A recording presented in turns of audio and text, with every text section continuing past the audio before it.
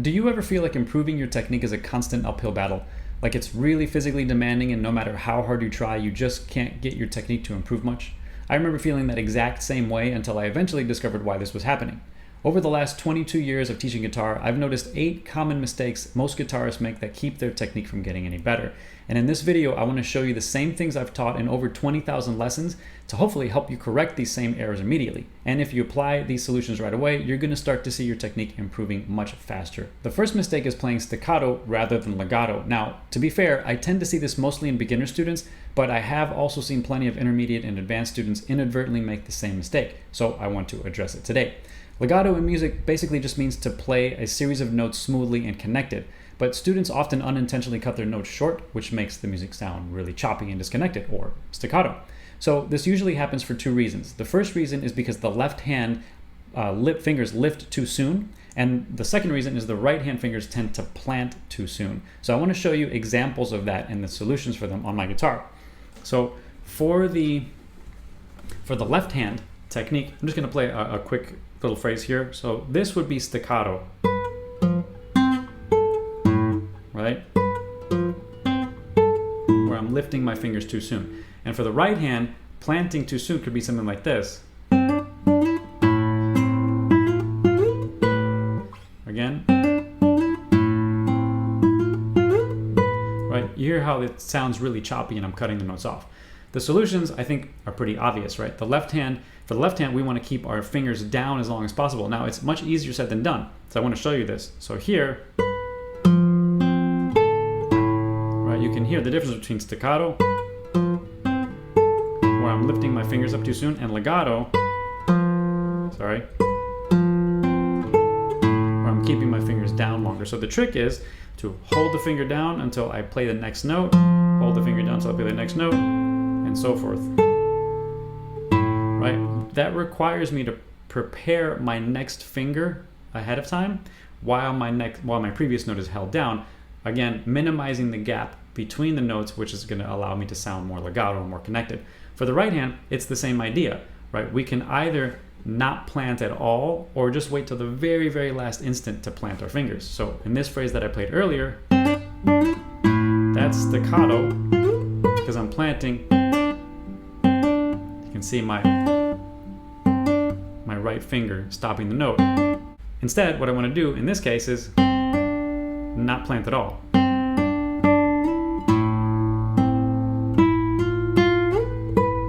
Right? And if I connect that to the phrase I just played,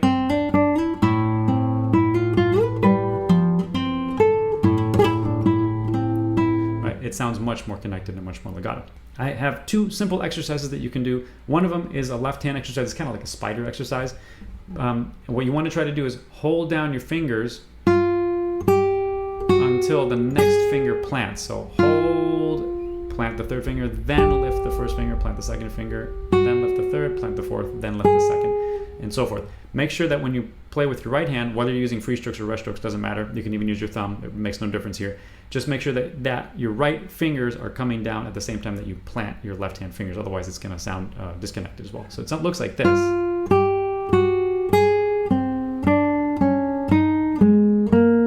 It's not a speed drill. It's a connection drill, right? So the point is to play legato, right? So simple, you can use that as a simple warm-up. For your right hand, the best thing you can do is just work on playing on an open string, any of the open strings, rest stroke or free stroke. But the idea is you can see it from this angle a little bit better. I'm not going to plant, right? Again, free stroke, doesn't matter. You can see that I'm not planting my fingers, right? Or you can plant at the very last minute or last instant. You can already hear that by planting at the last instant, it cuts the note off just a little bit. So you have to decide when that's appropriate. The second mistake I see very often is pressing way too hard with the left hand. Now this is a big problem because it can lead to injury. And then of course, the harder we press means that it's going to take more effort to get our fingers off of the guitar, which is going to make our agility suffer. And at the end of the day, this is not about strength, it's about agility and precision. So we want to make sure that our fingers are very, very loose. One thing that you can do for that is to add in a little sort of optimal pressure exercise or warm-up at the beginning of your practice if you're struggling with this kind of thing. I used to do this all the time because when I started, I made this exact mistake, and all of the ones that I'm telling you about today. So this exercise is very, very simple. You can pick any string, and I would recommend you randomize the string every day, do a different string. It goes like this. So let's take our 6th string and 5th fret. You're gonna put your first finger on the 6th string without pressing. I'm just gonna touch the string, and with the right hand, I'm just gonna play that string. It sounds muted. So there's a few steps. So there's muted. Now I'm gonna start pressing until I get that note to buzz, so it should sound pretty nasty. Pressing, pressing, pressing, pressing, pressing, pressing. There's the buzz, sounds kind of bad. Then I'm gonna keep pressing only until that note becomes clean, right there. And I'm not gonna press anymore. As soon as that note is clean, I'm gonna stop. Once I find that clean note, I'm gonna play the open string and then press again right to that optimal pressure. Right? And then once I have the optimal pressure, I want to apply that to all of my other strings. Right? Make sure to do this slowly and deliberately. And you want to do the same thing for each finger, fingers 2, 3, and 4.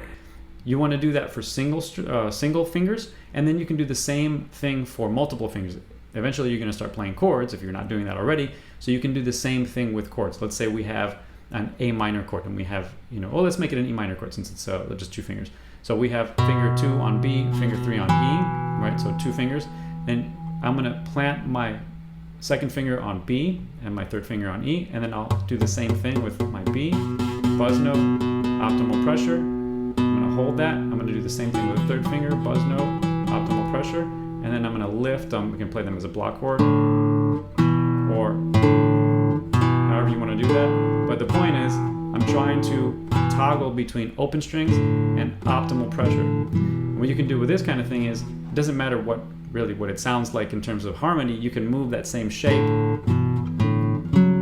all over the guitar on different strings to get used to what the different pressures feel on different strings, right?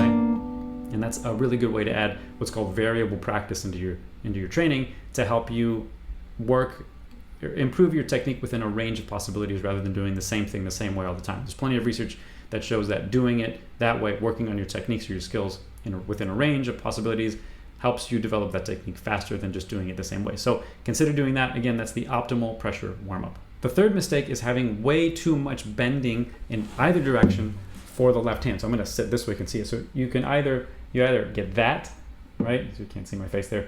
You either get that or you get that, right? In either case, this is called flexion, by the way. This is called extension. We never want to have any kind of extension in the guitar. This is just going to cause a lot of problems, and basically it eliminates any kind of possibility for agility in your left hand. So just really never play with any kind of extension in the wrist. What you want to do is have a straight, kind of a comfortably straight-ish wrist with a tiny bit of curve. So every once in a while we have to bend it a little bit, but for the most part, kind of natural, right? This is one kind of rule of thumb, rule of wrist, that you can think about. If you just take your wrist, your hand, and just kind of rest it on the guitar and just let it bend like that, the wrist should never bend any more than that, right? Once you start bending it more than that, then what you're doing is compressing the carpal tunnel nerve in there, and you're going to get carpal tunnel syndrome. You may get tendonitis and a whole bunch of problems which are going to be very painful and will take you out of playing for a long time. So make sure to avoid that at all costs. There are a couple solutions that you can do that help you eliminate flexion. I know this can happen when we have difficult chords. So one thing that I like to do, so let's say I have a chord like this. This chord is so let's move it here so it sounds a little bit better. Right? If I have this chord, see it in the camera like that, I've got a lot of flexion. One thing that helps me is to lean forward and allow my elbow to come forward. You can't really see it in the camera, but I'm going to do this and allow my elbow to come forward, which is going to help give me a little bit of space under the wrist, so it doesn't have to be bent, right? Another thing too is lifting the guitar neck. That really helps quite a bit, or pushing the guitar neck outward. Right, so I can maybe see it from this angle. So this is my regular position. I'm kind of used to doing this, but if I wasn't used to having the solution, I might play like this and have this crazy bend. You can kind of see it in the camera there. And now what I'm going to do is lean forward, allow my elbow to come forward, and then kick my elbow out left or right to help straighten that as much as possible. Again, it has to be comfortable. You don't want to force the straightness of the wrist, otherwise it's just not going to be comfortable. So that's really going to make a huge difference when you play. So consider doing that. Here's a quick exercise that you can do to help you get used to that idea. Very simple. You can make this part of your warm-up as well if you're struggling with this kind of thing. Let's pick the 3rd fret, 6th string. You want to play a single note, and then right from that position, reposition your finger and play a bar, and then lean, right? So lean forward, elbow out or in, kind of play around with the position to see what works best. Then 5th string, bar. 4th string, single note, bar. I'm borrowing right from that bass string. 3rd string, bar. Notice what I'm doing. Every time I play a bar, I'm leaning a little bit forward, right? So you can do that just with the 1st finger. You don't need to do that with all the other fingers, but just with the 1st finger, because the bar chord is usually the one that causes us to bend our wrist even more with any kind of bar chord, right? So keep that in mind. Another thing to keep in mind is to think about is just watch your hand, watch your wrist when you're playing guitar. So if you have a chord like this one, which it isn't a bar chord, right? But if it can force my wrist to bend if I'm not careful like that, keep an eye on it and just do what you can to make the playing feel easier. At the end of the day, not having too much bend of the wrist is going to make it feel easier to play. The 4th common mistake that I see is having the thumb way too far above the neck, so the thumb is kind of sticking out. Now, I want to make it clear that this is specific to classical and flamenco guitar. In electric guitar or steel string acoustic guitar, the necks are significantly thinner, right, this way. In classical and flamenco, they're significantly wider or thicker, right, this way. So that's because we need to use our fingers. In the right hand, we need a little bit more space between the strings. So having the thumb up higher is, first of all, it's harder to do, but if you are coming from an electric or a steel string acoustic background, you may already have that habit. It's perfectly fine for steel string acoustic and electric. It doesn't work for classical or flamenco, so we have to work on eliminating that. If our thumb is too high, if it's peeking out over the neck, it's going to be difficult to move. We're going to find certain passages almost near impossible. So make a concerted effort to drop your thumb when you play. A good position to think about for the guitar, for the classical guitar, is anywhere between this is the upper limit, so that it's not peeking out, but almost peeking out, and then down here, right? As long as you're not bending your wrist too much. But there is some wiggle room. There's some room to slide up and down, and there's a little bit of room to slide left and right, right? But you don't want it to be all the way up here. You can see what happens. The space between my palm and the neck is fine here. There's a lot of space, but as soon as I bring my thumb up, that closes that space. So that's gonna, again, it's gonna hinder my agility on the guitar. So keep that in mind. One thing that you can do to help prevent this is to practice in front of a mirror, or you can put on, if you're in front of your computer, put on a blank Zoom screen and then watch your left hand as you practice. And then every time you see the thumb peeking out, just make sure to drop it a little bit. Mistake number 5 is having the right hand fingers play by clawing a little bit. So we're using kind of like the middle knuckle, the middle joint, instead of the large knuckle. And it looks like this. So from the fingers, we've got this sort of produces a nasty sound. Same thing with the thumb. If we claw too much, it kind of scrapes or produces kind of a popping sound. So we want to eliminate that. Obviously, it can really ruin the tone of your playing, but it also makes the playing slower. So you're not going to be able to develop as much speed or agility if you're using just the middle knuckles. The solution is going to be to use all of the knuckles. Primarily, think of your large knuckle, your basal knuckle for your fingers as the primary mover, and for your thumb, think of the primary moving spot right here where the thumb meets the wrist. So instead of, for example, this, sorry, I don't think I can even do this, which I'm clawing, and really I'm trying not to produce a bad sound, but it's kind of hard to do that by clawing. Instead of doing that, you can see my finger movement is primarily the middle joint. Right now I'm going to use a different movement where my fingers are moving upward, mostly upward and a little outward, and my thumb is moving mostly downward and a little outward. So the fingers look like this. Right, you can see in the camera how the fingers will move up and the thumb will move down, right? So the point is, make sure that when you practice, you are moving upward mostly with the fingers, upward and a little outward, and the thumb moves mostly downward and a little outward. You can do that as a warm-up just on single strings, like this, right? Any string, and then the same thing with the thumb, okay? Mistake number 6 is more of a postural mistake that can lead to some pretty serious problems, which is hunching over at the neck when you play. So, again, mostly beginners because we want to see our hands. I'm gonna from the side, you can see this. So if I wanted to look at my hands, I'm going to do that, right? So, right, this position is just going to destroy your neck. You're going to end up with chronic back pain, chronic neck pain. I know some people who even have slip discs from being in that position, so please make sure to sit up straight. If you want to see your guitar, see your fretboard, what I would recommend is, again, practicing in front of a mirror or putting on a blank Zoom screen or whatever software you use to see yourself in your computer screen. That's going to help you see your guitar better. Whether that's on the left leg or the right leg, you want to really make sure that you're not hunching over at the neck. If you need to lean forward, make sure you're leaning from the lower back, right? So that everything else is kind of more or less up in a straight line and you're avoiding that thing, all right? Mistake number 7 isn't really so much a technical mistake, but it does lead to technical mistakes, which is exclusively learning guitar from books or videos. Now, I think books and videos are a really good starting point. I actually started with books, actually started with tapes, there were no videos when I started, but I think they're really great starting points. But the problem with those methods is that they don't offer really usually enough individualized feedback, and they often don't really have a very clear or complete path to help us reach our goals. As useful as books and videos can be, without feedback, I think our learning is almost always slow, and there's always an increased risk of doing things the wrong way, developing bad habits. And of course, if we repeat a bad habit often enough, we are going to end up basically hardwiring it into our brain, the bad habit into our brain, which is going to increase our chances of making mistakes when we play. So if you do want to take your classical and flamenco guitar playing to the next level and accelerate your progress, I actually recently launched a guided masterclass and coaching program called Spanish Guitar Mastery, which combines learning in a masterclass setting, like a group masterclass setting, regular and very, very constant individualized feedback, and asynchronous learning. This is essentially 27 years of my guitar experience combined with years of school and academic research on expert practice strategies. The point of my program is to help you learn faster and play more confidently in less time than it normally takes. So anyway, if you're interested in that kind of thing, in a more guided approach to really kind of power boost your progress, and of course in classical and flamenco guitar, just make sure to check out the Spanish Guitar Mastery link in the description below.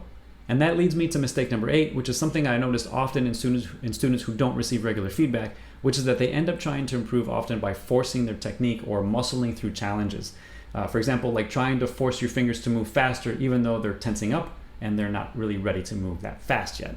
The problem with this is that training yourself to play with tension will absolutely lead to bad technique, and it could potentially lead to permanent or semi-permanent brain changes, which can even cause serious movement problems in the future. This is something that I, unfortunately, have experienced firsthand and have seen far too many times. So I'm telling you, if you don't break this habit immediately, you're putting yourself on a dangerous path that can make your playing exponentially challenging, and we don't want that. We want playing to be fun and easy. And as far as the recovery process goes, if you end up doing something like this, the recovery process can be exceedingly difficult, if not impossible. So the solution, I think, is pretty obvious. We want to stay loose and never force our hands or bodies to play with any more muscle activation than what we need to play our music comfortably and loosely. Anytime you feel tension, the first thing that I would suggest is immediately work on minimizing the tension. If you can't make that happen, then that means oftentimes you're going too fast or the material you're working on is too hard for you at the moment. So you either need to slow down or take the level of difficulty of the music that you're working on down a notch, right, in order to relax. One thing that you can do too is watch yourself in a mirror, and maybe you can see if you're making funny faces while you're playing. That's a sign of tension for sure. See if your shoulders are up in ears, like if you're playing like that, obviously that's a sign of tension. And then one thing that's more internal is to scan your body regularly, your hands and your body, for any kind of tension. And as soon as you notice it, work on minimizing that tension. It's going to be crucial. I cannot stress this enough. I made this mistake. It got me into big problems, which I'm still continuously working on fixing. So I don't want you to make the same mistake, of course. Now, being aware of all of these mistakes is awesome. And of course, knowing how to fix them is essential. But if you really want to boost your progress to the next level, you also have to know how to practice effectively. So if you want to do that, then you're definitely going to want to check out the next video that I have on the screen, where I break down some really common practice mistakes and show you how to apply very effective and strategic practice to help you improve even faster. Thanks, and see you over there.